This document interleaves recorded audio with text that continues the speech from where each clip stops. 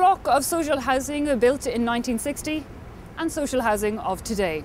Hello and welcome to this edition of Environment. We're here outside the first ever eco-friendly built social housing in Paris. Here nothing is wasted. It uses 70% less energy than the older generation and it takes everything from rainwater to flower the plants, for example. In this show we'll be showing you how you too can make your home more environmentally friendly. We'll also be looking at Paris 2030. The government wants to make it the most environmentally friendly and green city in the world. We'll also be bringing to Australia, where you'll see that cavemen are coming back in fashion. But before we go down under a look at those plans for Paris and high-rises lush with rooftop gardens and greenhouses, a city centre free of all traffic except for some bicycles and electric cars, that is what is being proposed by the architects, and from those will come the actual plans for Paris's renovation. After 9 months of pondering and plotting, the fantasies of some of the finest architects are unveiled. Their plans for a futuristic and green metropolis include this driverless metro line ringing round the city and a French Central Park. A makeover that would transform the suburbs into leafy green centres complete with hanging gardens. In fact, to make Greater Paris a greener Paris, architects want to double the forest cover in and around the French capital, bringing it up to 200,000 acres. The land around the airport's been picked as the perfect patch, a spot free from heavy construction because of noise pollution. We need to be introducing on the city's boundaries forests or big agricultural sites. This will help Paris to breathe more, pull the temperatures down, and bringing food production closer to the city. The French government's already announced the first part of the plan it wants to adopt, a new transport system that will break the boundaries of the current city and swallow up the suburbs. 130 kilometres of rail track connecting the airports, important businesses and residential areas all around the capital. A high-speed train that will swoosh passengers from Paris to Le Havre in just 60 minutes is also on the cards. There's high hopes the project will further open the city's doors to Northern Europe.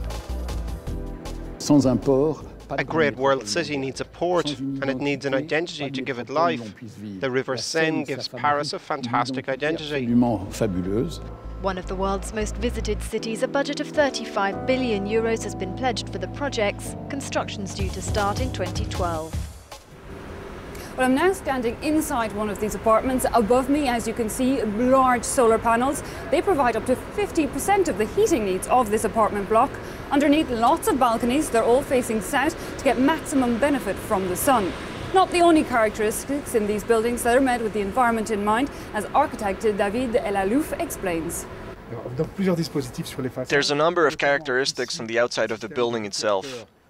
Here you can see, for example, we've used a series of angled reflectors which recuperate the sun from the west and direct it into the apartments.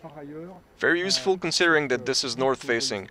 Also, that curved roof that you see has solar panels in it, but also a system that takes the rainwater and brings it down to the reservoirs in the basement.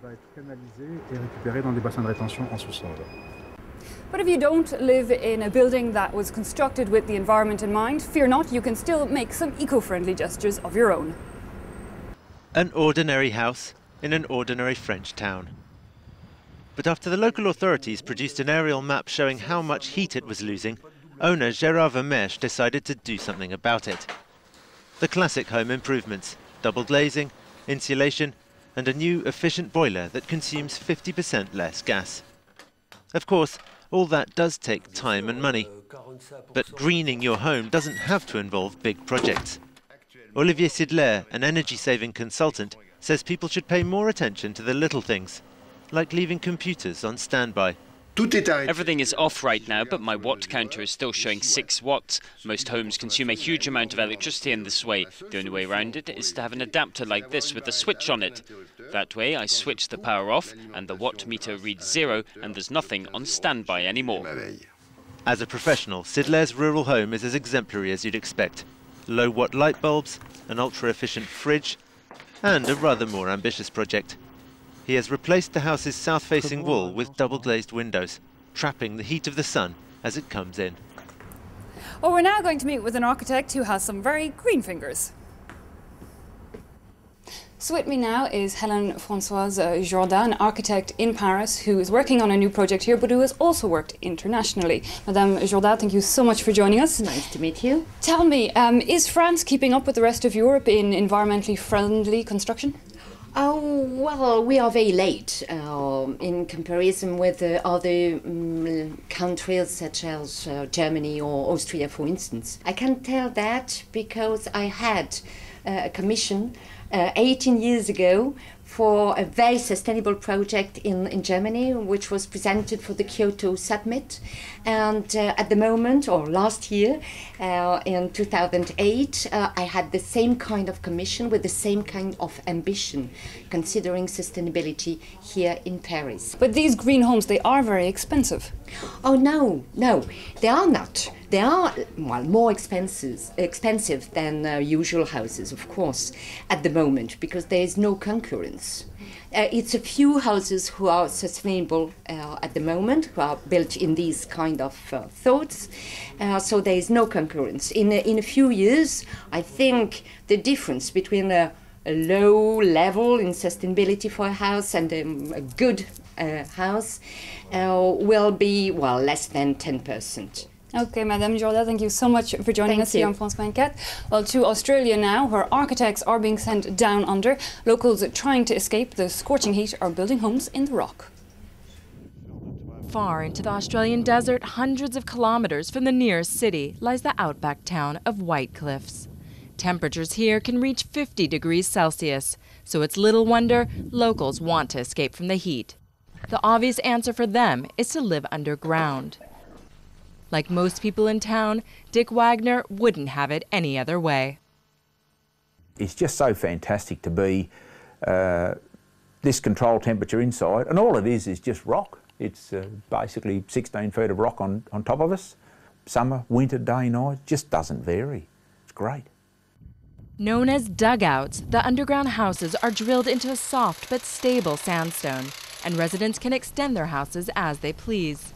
Temperatures remain a balmy and stable 19 to 22 degrees, making the dugouts a good green choice. If Australia's temperatures rise due to global warming, they might even be the house of the future. It's very eco-friendly because we don't have to pay for heating bills and we don't have to pay for expensive cooling bills like air conditioners. Outside, the sun can be a hazard, but it has also been used to power the town. 14 solar dishes have kept White Cliff going for the past 20 years. With such a vast and free resource available in Australia, many wonder why solar isn't powering all outback towns. But White Cliffs has for now been forced to shut down its solar farm, finding it cheaper to join the grid. The reason they're not pursuing it is because they've got endless amounts of coal at the moment, even though it's a dirty fuel. Scientists worldwide are working to create cheaper solar options and say in the future it will be more economically viable than coal. So what we are hoping for is that there will be a carbon signal and the coal-fired electricity prices will go up and solar electricity prices will continue to drop, and then they will meet one day, and then the future will be indeed very bright. A future that will see Australia's parched outback make the most of its sun. And it's looking out over the city of light that we're going to have to leave you. That's it for this week. Here's to a brighter future.